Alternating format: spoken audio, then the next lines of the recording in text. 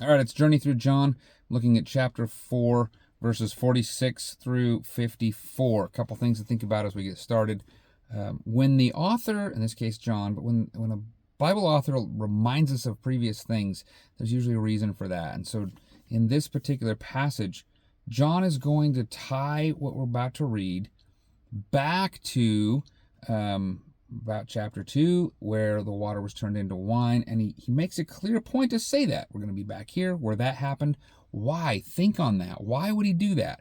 And so that was the first sign, and then we saw the encounter with Nicodemus and how you become born again, and then we saw the encounter with the Samaritan woman in Samaria, showing that Jesus is for all people, not just the Jewish people, and now, boom, connect back to that particular sign.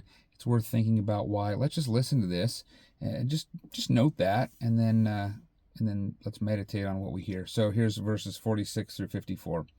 So he came again to Cana in Galilee, where he had made the water wine. And at Capernaum there was an official whose son was ill. When this man heard that Jesus had come from Judea to Galilee, he went to him and asked him to come down and heal his son, for he was at the point of death. So Jesus said to him, "Unless you see signs and wonders, you will not believe." The official said to him, "Sir, come down before my child dies." Jesus said to him, "Go, your son will live." The man believed the word that Jesus had spoke to him and went on his way. And as he was going down, his servant met him and told him that his son was recovering. So he asked them the hour when he began to get better, and they said to him, "Yesterday at the 7th hour, the fever left him." The father knew that was the hour when Jesus had said to him, "Your son will live." And he himself believed, and all his household. This was now the second sign that Jesus did when he had come from Judea to Galilee.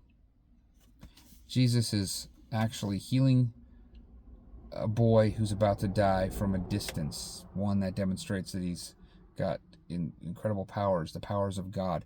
Two, he's working against death, and that's no small thing. The themes of this book, that's gonna come out again and again and again. Jesus came to go toe to toe with death, and even spiritual death in the big picture. Three, this guy believed, and there was really a drawing attention to look at these signs and believe. And so we don't want to be people who just look for the signs so we can believe. He believed before he knew with certainty that the boy would be healed, but these particular signs were written so that you would believe. So that's, I think, worth meditating on and thinking on through your day.